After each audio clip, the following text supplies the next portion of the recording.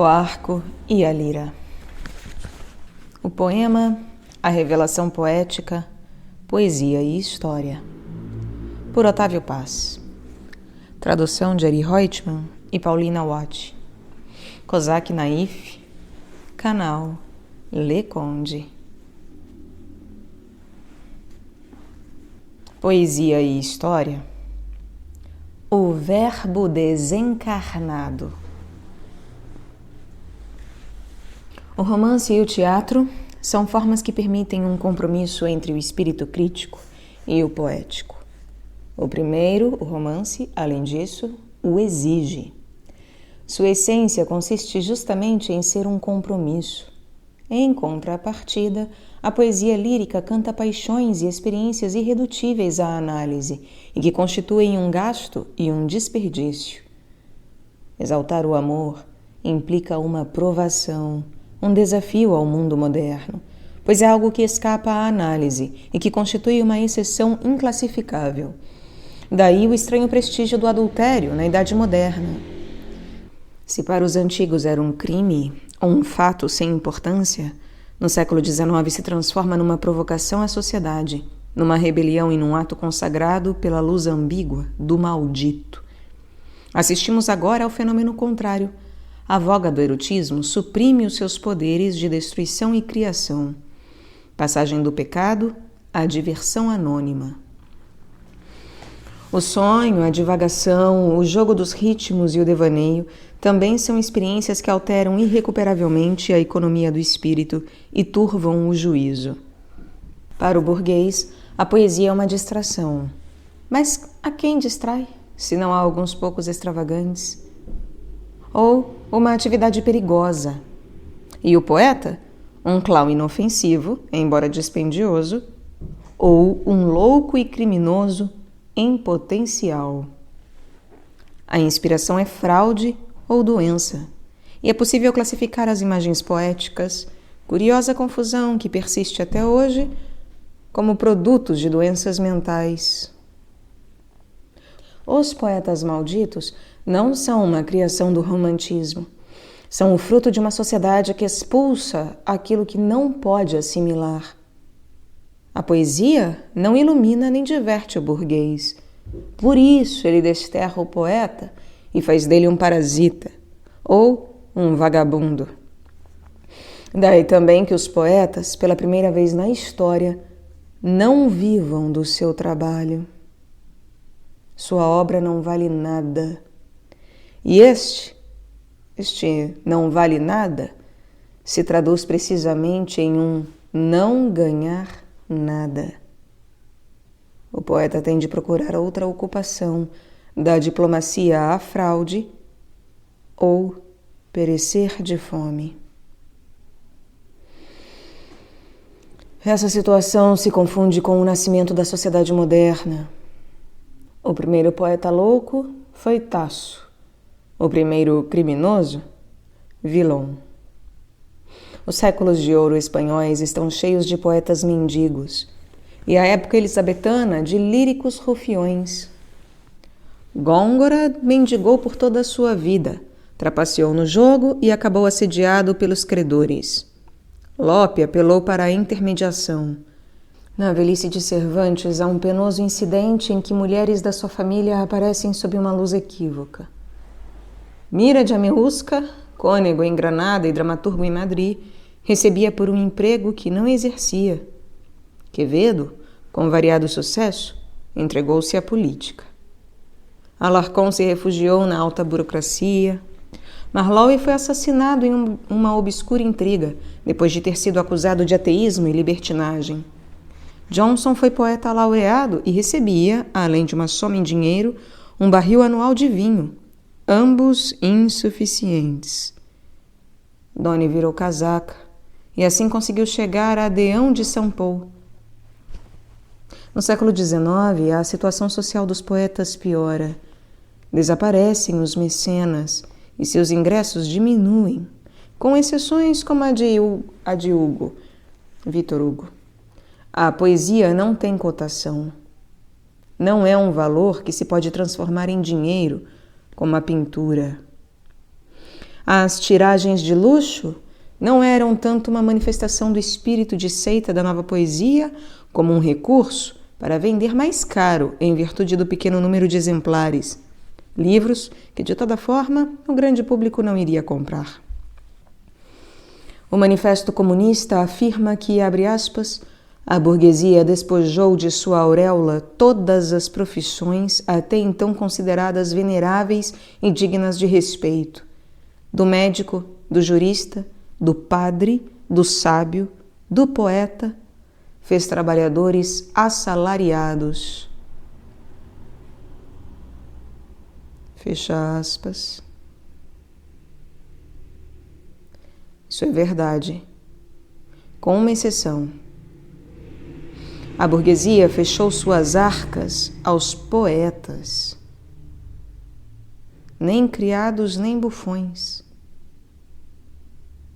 párias, fantasmas, vagabundos. Esta descrição seria incompleta se omitisse que a oposição entre o espírito moderno e a poesia começa como um acordo. Com a mesma decisão do pensamento filosófico, a poesia tenta assentar a palavra poética no próprio homem. O poeta não vê em suas imagens a revelação de um poder estranho. Ao contrário das Sagradas Escrituras, a escrita poética é a revelação de si mesmo que o homem faz a si mesmo. Dessa circunstância decorre o fato de que a poesia moderna também é teoria da poesia. Movido pela necessidade de fundamentar sua atividade em princípios que a filosofia lhe recusa e a teologia só lhe concede em parte, o poeta se desdobra em crítico. Coleridge é um dos primeiros a debruçar-se sobre a criação poética, perguntando o que significa ou diz realmente o poema. Para o poeta inglês, a imaginação é o dom mais elevado do homem e, na sua forma primordial, abre aspas, a faculdade original de toda a percepção humana. Fecha aspas. Essa concepção se inspira na de Kant. Segundo a interpretação que Heidegger fez da crítica da razão pura, a imaginação transcendental é a raiz da sensibilidade do entendimento, é aquilo que possibilita o juízo. A imaginação desdobra ou projeta os objetos, e sem ela não haveria percepção nem juízo. Ou melhor, como manifestação da temporalidade que é, ela se desdobra e apresenta os objetos à sensibilidade e ao entendimento. Sem essa operação, na qual consiste propriamente o que chamamos de imaginar, seria impossível a percepção. Razão e imaginação, transcendental ou primordial, não são faculdades opostas. A segunda, a imaginação, é o fundamento da primeira, a razão, e o que permite perceber e julgar o homem. Coleridge, além do mais, numa segunda acepção da palavra, concebe a imaginação não apenas como um órgão do conhecimento, mas como a faculdade de expressá-lo em símbolos e mitos. Nesse segundo sentido, o saber que a imaginação nos entrega não é realmente um conhecimento, é o saber supremo. Abre aspas. It's a form of being, or indeed, it is the only knowledge that truly is, and all other science is real only as it is symbolical of this. Fecha aspas. É uma forma de ser, ou, na verdade, é o único conhecimento que verdadeiramente é. E toda outra ciência só é real enquanto simbólica desse fato. Imaginação e razão, que na origem são a mesma coisa, terminam por fundir-se numa evidência que é indizível, exceto por meio de uma representação simbólica, o mito. Imaginação e razão, que na origem são a mesma coisa, terminam por fundir-se numa evidência que é indizível, exceto por meio de uma representação simbólica, o mito. Em suma, a imaginação é primordialmente um órgão de conhecimento. já que é a condição necessária de toda percepção. E, além disso, é uma faculdade que expressa, mediante mitos e símbolos, o saber mais elevado. Poesia e filosofia culminam no mito. A experiência poética e a filosófica se confundem com a religião. Poesia e filosofia culminam no mito. A experiência poética e filosófica se confundem com a religião. Mas a religião não é uma revelação, é um estado de ânimo, uma espécie de acordo último do ser do homem com o ser do universo. Deus é uma substância pura sobre a qual a razão nada pode dizer, exceto que é indizível. Abre aspas. The divine truths of religion should have been revealed to us in the form of poetry. And that at all times poets, not the slaves of any particular sectarian opinion, should have joined to support all those delicate sentiments of the heart. As verdades divinas da religião deveriam ter nos sido reveladas sob a forma de poesia, e que em todos os tempos poetas, e não os escravos de alguma opinião sectária, deveriam ter concorrido em apoio a todos os delicados sentimentos do coração. Fecha aspas. Religião é poesia. E suas verdades, à margem de toda e qualquer opinião sectária, são verdades poéticas, símbolos ou mitos. Coleridge despoja a religião de sua qualidade constitutiva, ser revelação de um poder divino, e a reduz à intuição de uma verdade absoluta que o homem expressa em formas míticas e poéticas. Por outro lado, a religião is the poetry of mankind, é a poesia da humanidade. Assim, funda a verdade poética religiosa no homem e faz dela uma forma histórica. Por outro lado, a religião é a poesia da humanidade. Assim, funda a verdade poético-religiosa no homem e faz dela uma forma histórica. Pois a frase "a religião é a poesia da humanidade" significa efetivamente a forma que a poesia tem de se encarnar nos homens e tornar-se rito e história é a religião. Essa ideia, comum a todos os grandes poetas da Idade Moderna, é a raiz da oposição entre poesia e modernidade. A poesia se proclama como o princípio rival do espírito crítico e como o único que pode substituir os antigos princípios sagrados. A poesia se concebe como o princípio original sobre o qual, como manifestações secundárias e históricas, quando não como superposições tirânicas e máscaras encobridoras, repousam as verdades da religião. Por isso, o poeta só pode ver com bons olhos a crítica que o espírito racional faz à religião, mas, quando esse mesmo espírito crítico se proclama sucessor da religião, imediatamente o condena. Sem dúvida, essas reflexões simplificam excessivamente o problema. Sabemos que a realidade é mais rica que os nossos esquemas intelectuais. No entanto, reduzida ao essencial, não é outra a posição do romantismo alemão desde Hölderlin e, a partir desse momento, de todos os poetas europeus, chamem-se Hugo ou Baudelaire, Shelley ou Wordsworth. Não é inútil repetir, por outro lado, que todos esses poetas concordam em algum momento com a revolução do espírito crítico. Não podia ser diferente, pois já vimos que a empreitada poética concorda lateralmente com a revolucionária. A missão do poeta consiste em ser a voz desse movimento que diz não a Deus e aos seus funcionários e sim aos homens.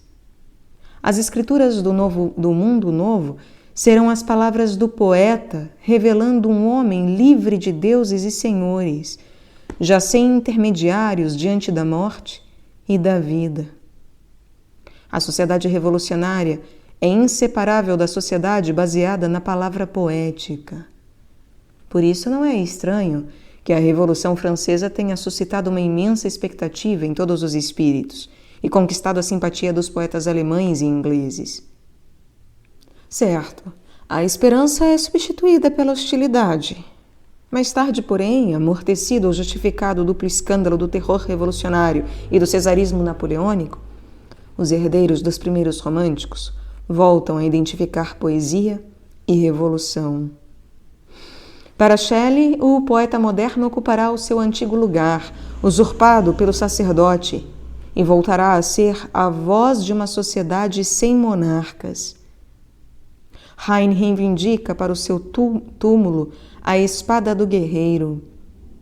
Todos veem na grande rebelião do espírito crítico o prólogo de um acontecimento ainda mais decisivo, o advento de uma sociedade baseada na palavra poética.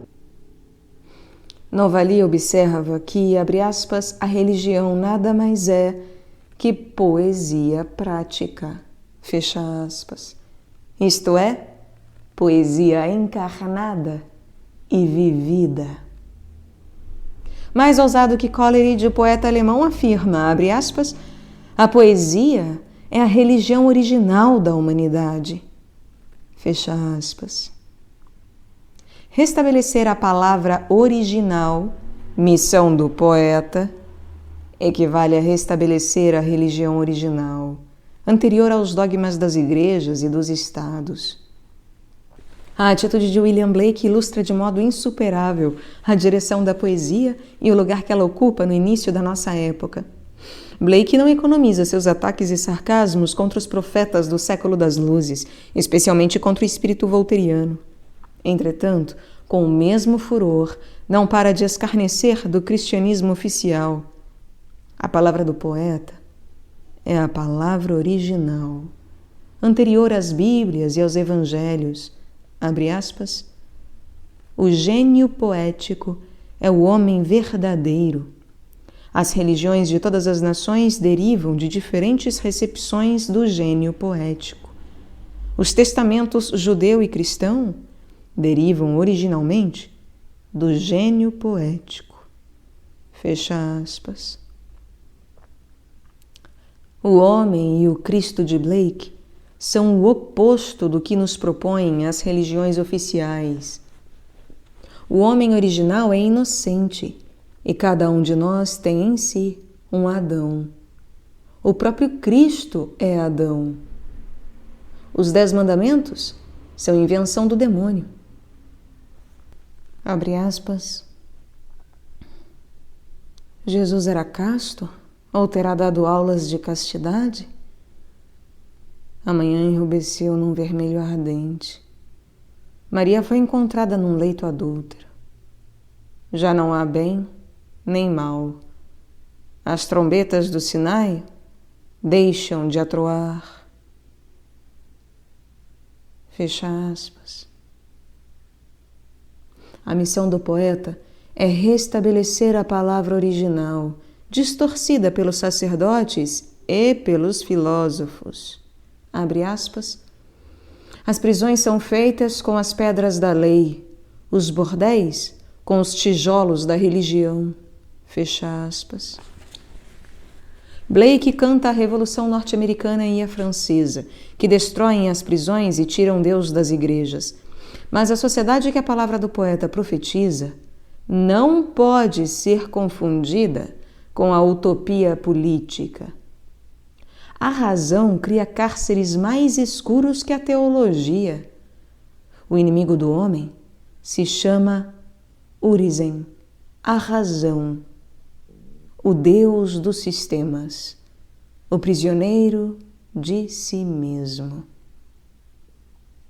A verdade não provém da razão, mas da percepção poética, ou seja, da imaginação. A verdade não provém da razão, mas da percepção poética, ou seja, da imaginação. O órgão natural do conhecimento não são os sentidos, nem o raciocínio. Ambos são limitados e, de fato, contrários à nossa essência última, que é o desejo infinito. Abre aspas. Menos que tudo, não pode satisfazer o homem. Fecha aspas. O homem é imaginação e desejo. Abre aspas. A abstinência cobre de areia os rosáceos membros e o cabelo flamejante. Mas o desejo satisfeito semeia neles frutos de vida e beleza. Fecha aspas. Graças à imaginação, o homem sacia o seu desejo infinito e se transforma ele mesmo em ser infinito. O homem é uma imagem, mas uma imagem em que ele mesmo se encarna. O êxtase amoroso é essa encarnação do homem em sua imagem. O homem, com o objeto do seu desejo, é uno consigo mesmo. O êxtase amoroso é essa encarnação do homem em sua imagem. O homem, com o objeto de seu desejo, é uno consigo mesmo. Portanto, a verdadeira história do homem é a história das suas imagens, a mitologia. Blake nos conta em seus livros proféticos a história do homem em imagens míticas. Uma história em andamento que está acontecendo agora mesmo, neste instante, e que desemboca na fundação de uma nova Jerusalém. Os grandes poemas de Blake são a história da imaginação, isto é, dos avatares do Adão primitivo. História mítica, escrita sagrada, escrita de fundação. Revelação do passado original que desvenda o tempo arquetípico anterior aos tempos. Escrita de fundação e profecia. Aquilo que foi, será e está sendo em toda a eternidade. E o que essas sagradas escrituras poéticas nos profetizam? O advento de um homem que recuperou sua natureza original e que venceu assim a lei da gravidade do pecado. Aliviado da culpa, o homem de Blake voa, tem 1000 olhos, fogo na cabeleira, beija o que toca, incendeia o que pensa. Já é imagem. Já é ato. Desejo e realização são a mesma coisa. Cristo e Adão se reconciliam. Origem se redime. Cristo não é o eterno ladrão de energias, mas a própria energia, tensa e disparatada em direção ao ato. A imaginação feita desejo, o desejo feito ato. Energia, delícia eterna. O poeta limpa de erros os livros sagrados e escreve inocência onde se lia pecado, liberdade onde estava escrito autoridade, instante onde se gravara eternidade. O homem é livre. O desejo e a imaginação são suas asas. O céu está ao alcance de sua mão e se chama fruta, flor, nuvem, mulher, ato. Abre aspas. A eternidade está apaixonada pelas obras do tempo. Fecha aspas. O reino que Blake profetiza é o da poesia. O poeta volta a ser vate, e seu vaticínio proclama a fundação de uma cidade cuja primeira pedra é a palavra poética. A sociedade poética, a Nova Jerusalém, se perfila pela primeira vez, isolada dos dogmas da religião e da utopia dos filósofos. A poesia entra em ação. O romantismo alemão proclama ambições semelhantes. Na revista Atheneum, que foi o órgão dos primeiros românticos, Friedrich von Schlegel define assim o seu programa. Abre aspas. A poesia romântica não é só uma filosofia universal progressista. Seu objetivo não consiste apenas em reunir todas as diversas formas de poesia e restabelecer a comunicação entre poesia, filosofia e retórica. Também precisa misturar e fundir poesia e prosa, inspiração e crítica, poesia natural e poesia artificial, vivificar e socializar a poesia, tornar poéticas a vida e a sociedade, poetizar o espírito, preencher e saturar as formas artísticas com uma substância própria e diversa e animar o todo com a ironia. Fecha aspas. As tendências do grupo de Jena têm em Novali a voz mais clara e o pensamento mais direto e audaz, somados à autenticidade do grande poeta. A religião da noite e da morte, dos hinos à noite, os impressionantes fragmentos, cada um como um pedaço de pedra estelar em que estivessem gravados os signos da analogia universal e as correspondências que ligam o homem com o cosmo, a busca de uma Idade Média perdida, a ressurreição do mito do poeta como figura tripla em que se alinham o cavalheiro andante, o apaixonado e o vidente, tudo isso forma um astro de muitas facetas. Uma delas é um projeto de reforma histórica, a criação de uma nova Europa, a partir da aliança entre o catolicismo e o espírito germânico. No famoso ensaio A Cristandade ou Europa, escrito em 1799, o ano da queda do Diretório, Novali propõe um retorno ao catolicismo medieval. Mas não se trata de uma volta a Roma, e sim de algo novo, embora inspirado na universalidade romana. A universalidade de Novali não é uma forma vazia.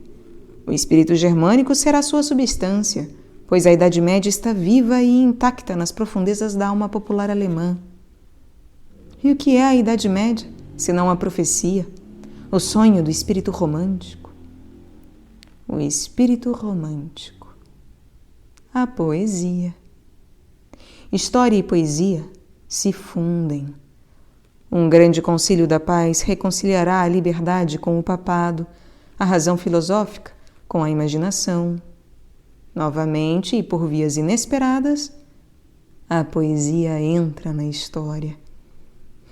O sonho de Novali é um prenúncio inquietante de outras e mais ferozes ideologias, mas devem nos provocar a mesma inquietação, para sermos justos, certos discursos de Saint-Just, outro jovem puro, que também são uma profecia das futuras façanhas do espírito geométrico.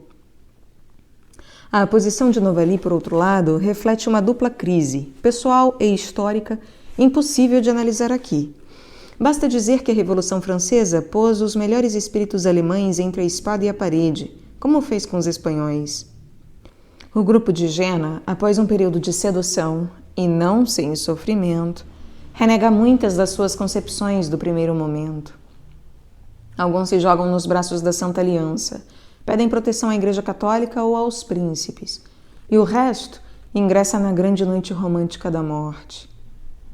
Essas oscilações são a contrapartida das crises e convulsões revolucionárias, do terror ao termidor, e sua culminação final na aventura de Bonaparte.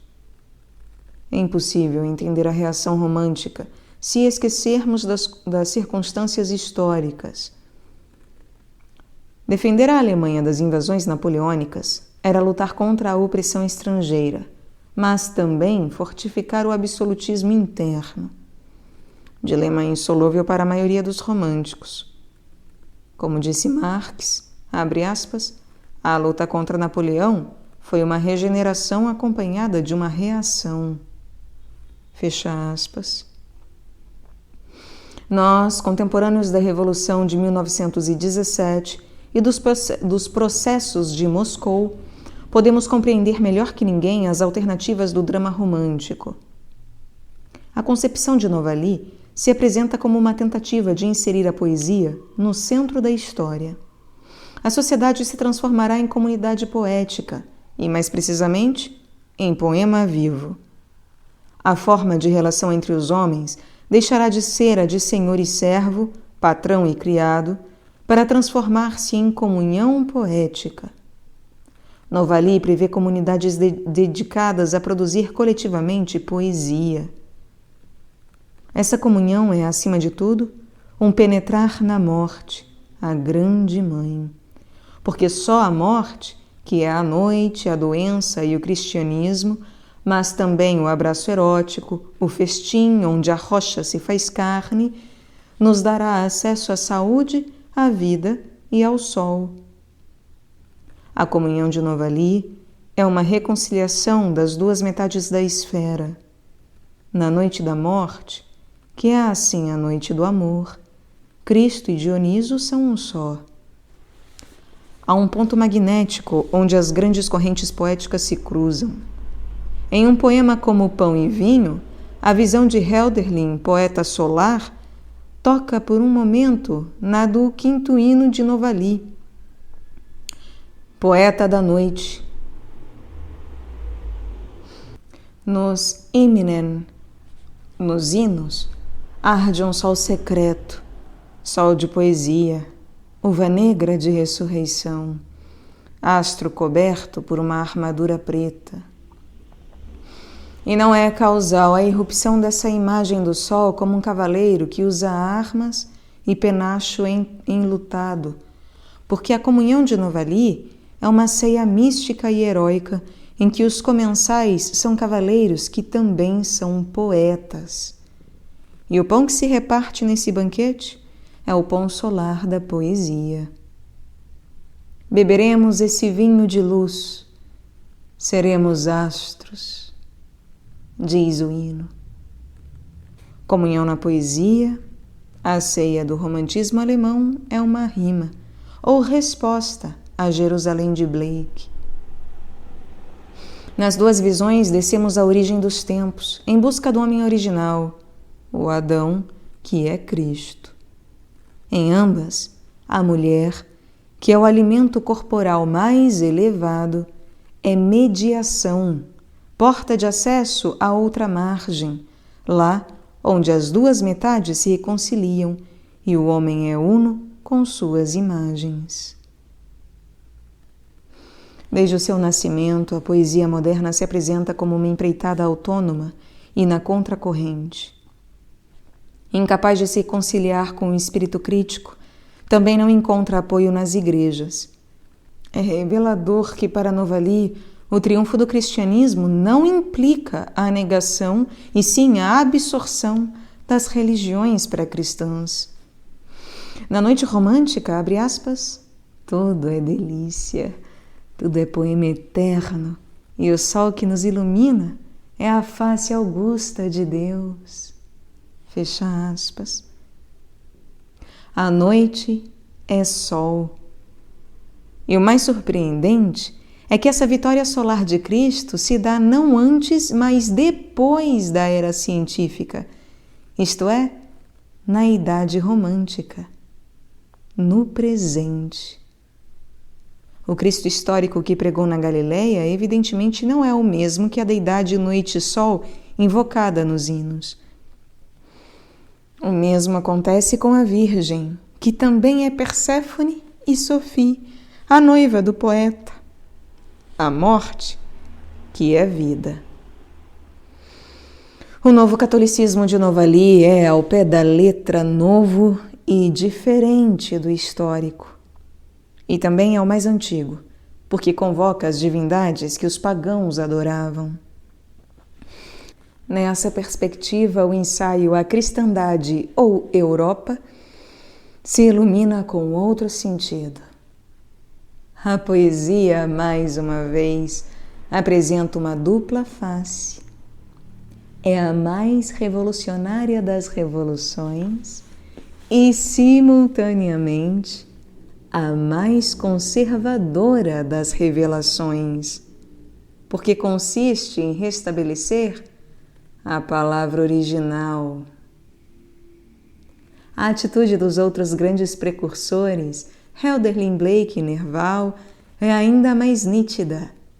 Seu Cristo é Dioniso, Luzbel, Orfeu.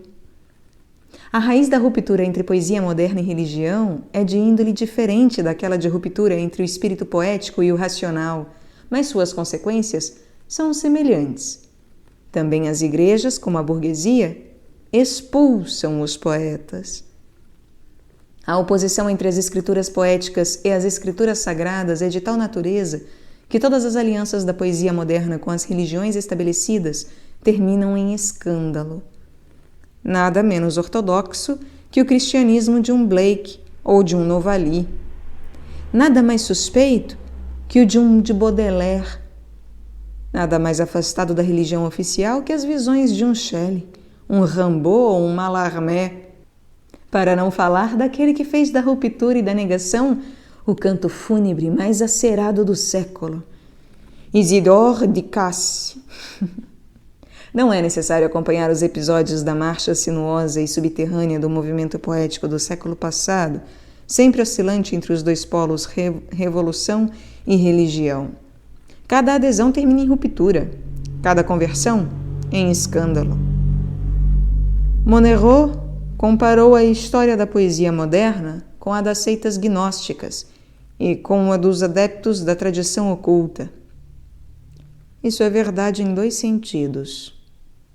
É inegável a influência do gnosticismo e da filosofia hermética em poetas como Nerval, Hugo, Mallarmé, para não falar dos poetas deste século, Yeats, George, Hugues e Breton. Por outro lado, cada poeta cria ao seu redor pequenos círculos de iniciados, de modo que se pode falar, sem exagero, de uma sociedade secreta da poesia. A influência desses grupos foi imensa e conseguiu transformar a sensibilidade da nossa época. Desse ponto de vista, não é incorreto afirmar que a poesia moderna se encarnou na história, não à plena luz, mas como um mistério noturno e um rito clandestino. Uma atmosfera de conspiração e de cerimônia subterrânea envolve o culto da poesia. Condenado a viver no subsolo da história, a solidão define o poeta moderno. Embora nenhum decreto o obrigue a sair de sua terra, é um desterrado. Em certo sentido, Dante jamais deixou Florença, porque a sociedade antiga sempre guardou um lugar para o poeta. Os vínculos com sua cidade não se romperam, transformaram-se, mas a relação continuou viva e dinâmica. Ser inimigo do Estado, perder certos direitos cívicos, estar sujeito à vingança ou à justiça da cidade natal é muito diferente de carecer de identidade pessoal. No segundo caso, a pessoa desaparece, transforma-se num fantasma. O poeta moderno não tem lugar na sociedade porque, efetivamente, não é ninguém. E isso não é uma metáfora. A poesia não existe para a burguesia nem para as massas contemporâneas. O exercício da poesia pode ser uma distração ou uma doença, nunca uma profissão. O poeta não trabalha nem produz. Por isso, os poemas não valem nada. Não são produtos suscetíveis de intercâmbio mercantil. O esforço que se emprega em sua criação não pode reduzir-se ao valor trabalho. A circulação comercial é a forma mais ativa e total de intercâmbio que a nossa sociedade conhece e a única que produz valor. Como a poesia não é algo que possa ingressar no intercâmbio de bens mercantis, não é de fato um valor. E se não é um valor, não tem existência real dentro do nosso mundo. A volatização se dá em dois sentidos. Aquilo de que o poeta fala não é real. E não é real primordialmente porque não pode ser reduzido à mercadoria. E além disso, a criação poética não constitui uma ocupação, trabalho ou atividade definida, já que não é possível remunerá-la.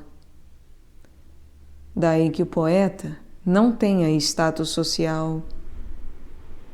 A polêmica sobre o realismo teria outra feição se aqueles que atacam a poesia moderna por seu desdém pela realidade social notassem que não fazem outra coisa senão reproduzir a atitude da burguesia.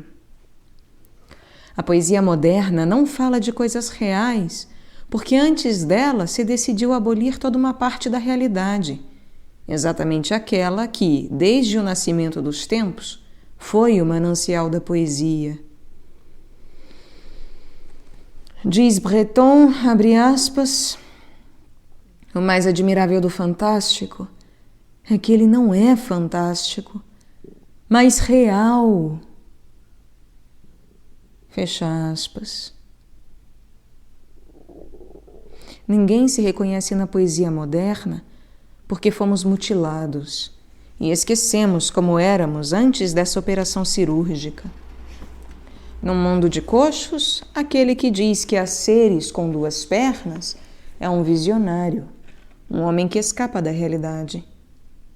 Ao reduzir o mundo aos dados da consciência e todas as obras ao valor trabalho-mercadoria, automaticamente se expulsa o poeta e suas obras da esfera da realidade.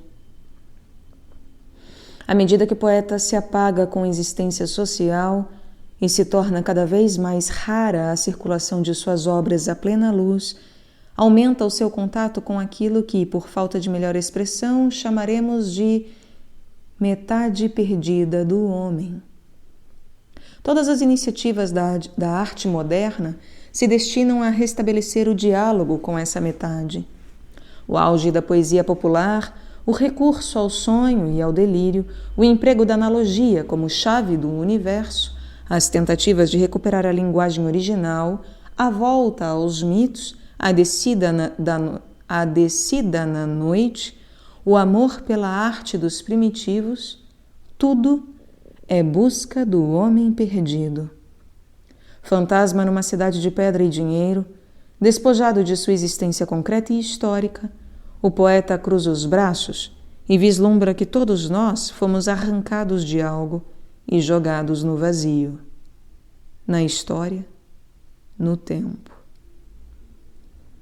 A situação de desterro de si mesmo e de seus semelhantes leva o poeta a adivinhar que a pena só terminará se tocar no ponto extremo da condição solitária. Porque onde parece que não há mais nada nem ninguém, na última fronteira, aparece o outro. Aparecemos todos. O homem sozinho, jogado nessa noite que não sabemos se é de vida ou de morte, inerme, perdidos todos os apoios, caindo interminavelmente, é o homem original, o homem real, a metade perdida. O homem original é todos os homens.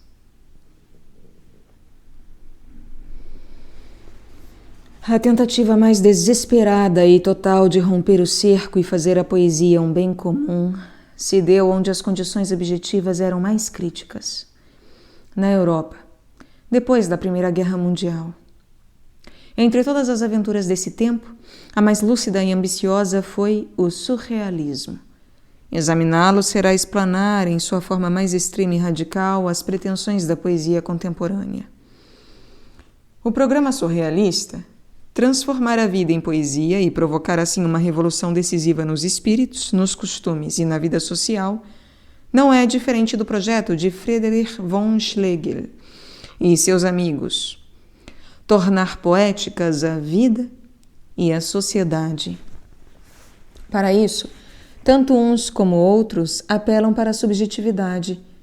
A desagregação da realidade objetiva, primeiro passo para sua poetização, será obra da inserção do sujeito no objeto.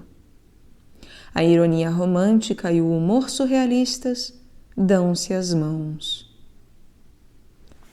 O amor e a mulher ocupam um lugar central nos dois movimentos. A plena liberdade erótica se alia à crença no amor único. A mulher abre as portas da noite e da verdade.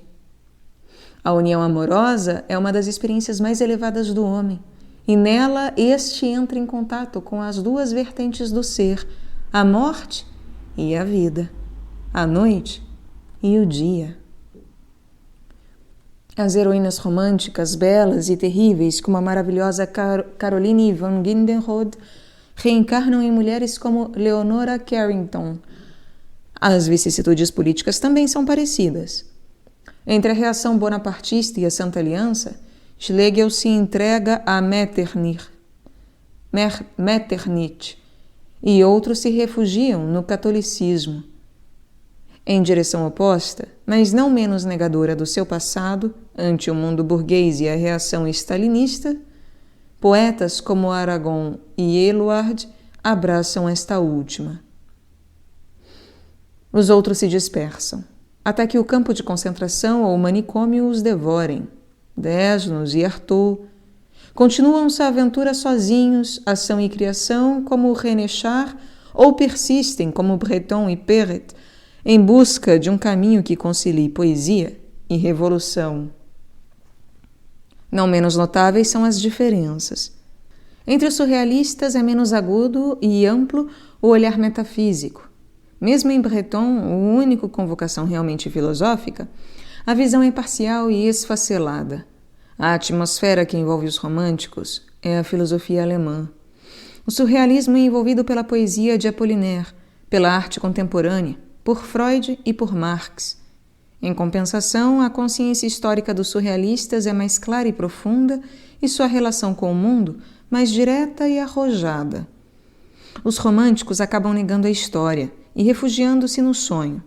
Os surrealistas não abandonam o jogo, mesmo que isso signifique, como acontece com Aragon, submeter a palavra às necessidades da ação. Diferenças e semelhanças se fundem em circunstâncias comuns. Os dois movimentos são um protesto contra a esterilidade espiritual do espírito geométrico. Concordam com revoluções que se transformam em ditaduras cesáreas ou burocráticas e, por fim, são tentativas de transcender a razão e a religião e fundar, assim, um novo sagrado. Diante de crises históricas semelhantes, são ao mesmo tempo crepúsculo e alvorada. O primeiro denuncia a comum insuficiência do absolutismo e do espírito jacobino. O segundo, o niilismo último do capitalismo e os perigos do bolchevismo burocrático. Não chegam a uma síntese, mas em plena tormenta histórica, levantam a bandeira da poesia e do amor. Tal como os românticos, os surrealistas atacam as noções de objeto e sujeito.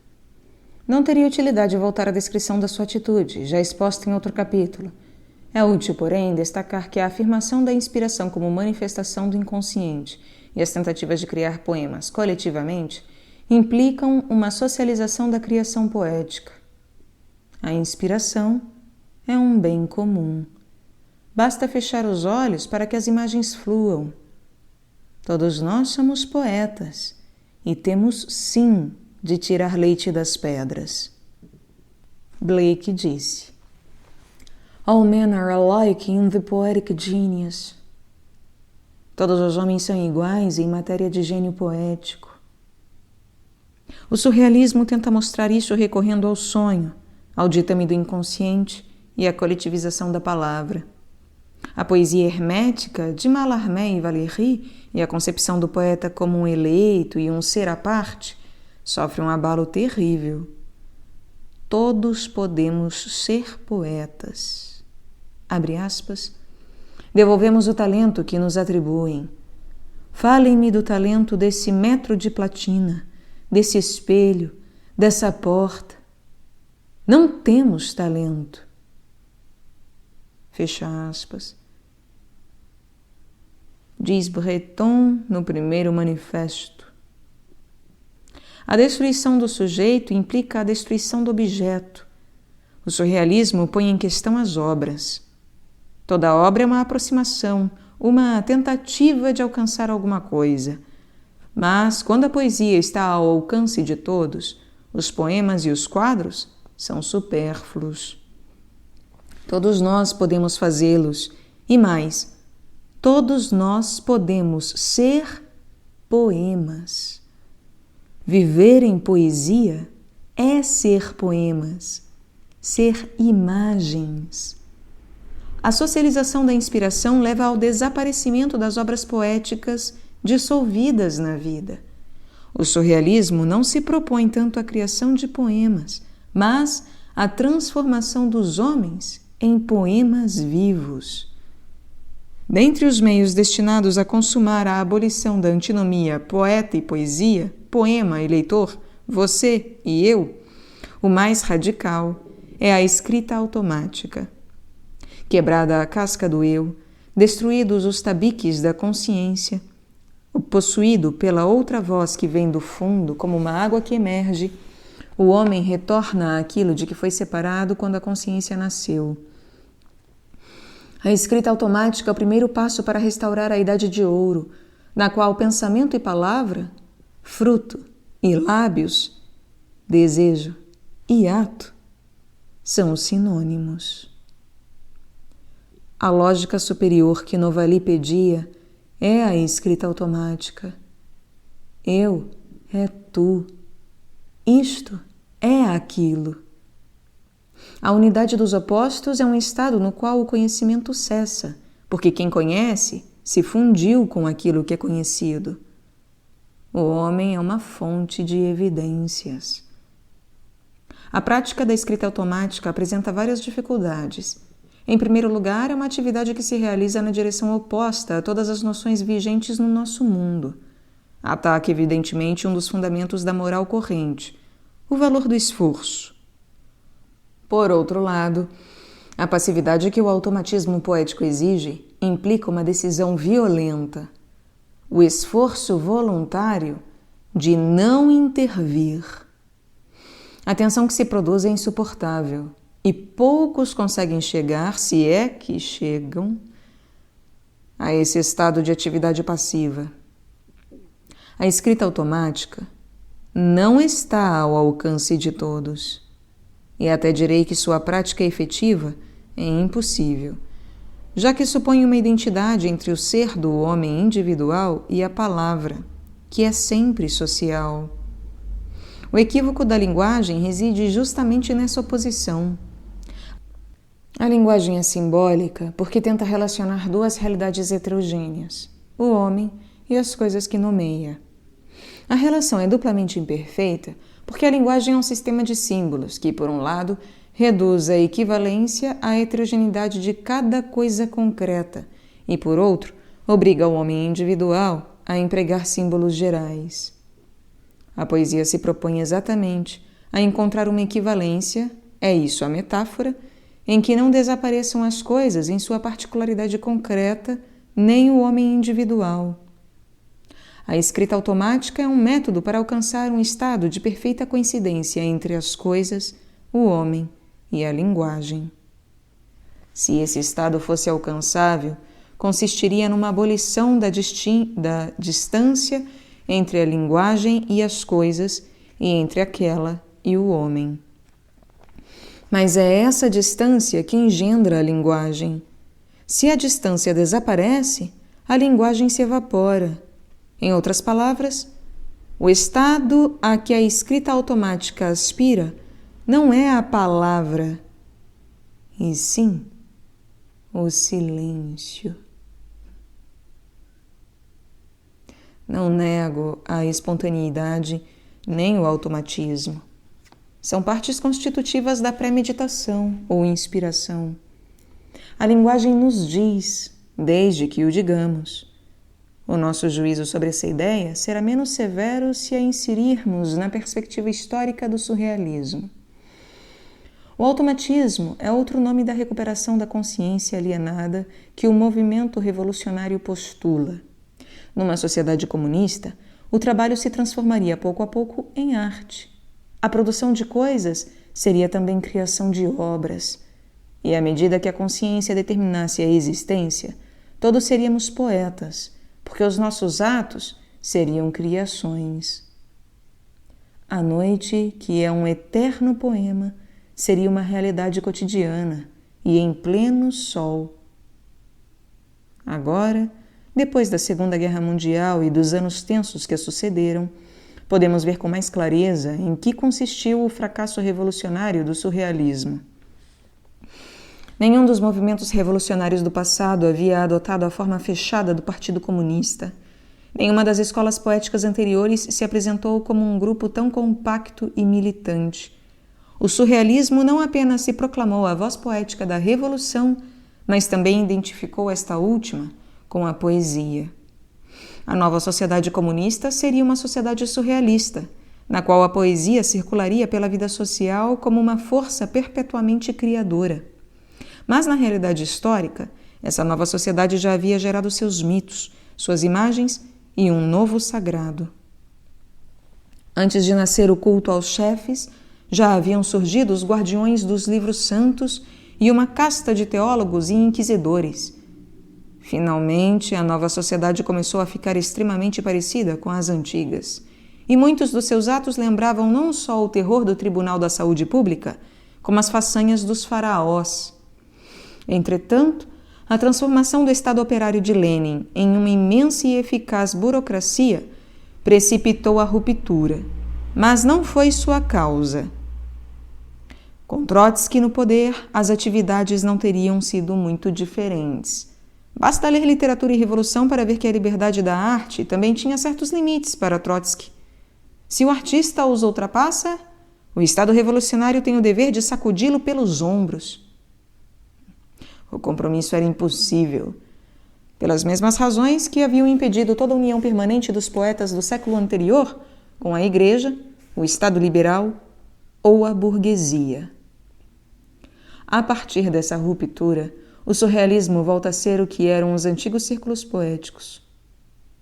Uma sociedade semi-secreta. É verdade que Breton nunca deixou de afirmar a identidade última do movimento revolucionário e poético, mas sua ação no campo da realidade foi esporádica e não chegou a influir na vida política. Ao mesmo tempo, não seria justo esquecer que, para além desse fracasso histórico, a sensibilidade da nossa época e suas imagens, singularmente o triângulo incandescente que formam a liberdade, o amor e a poesia, são em boa medida uma criação do surrealismo e da sua influência na maior parte dos poetas contemporâneos. Além do mais, o surrealismo não é uma sobrevivência do primeiro pós-guerra, nem um objeto arqueológico. Na realidade, é a única tendência que conseguiu chegar viva à metade do século, depois de atravessar uma guerra e uma crise espiritual sem paralelo. O que distingue o romantismo e o surrealismo do resto dos movimentos literários modernos é seu poder de transformação e sua capacidade de atravessar subterraneamente a superfície histórica e aparecer de novo. Não se pode enterrar o surrealismo, porque o surrealismo não é uma ideia, mas uma direção do espírito humano.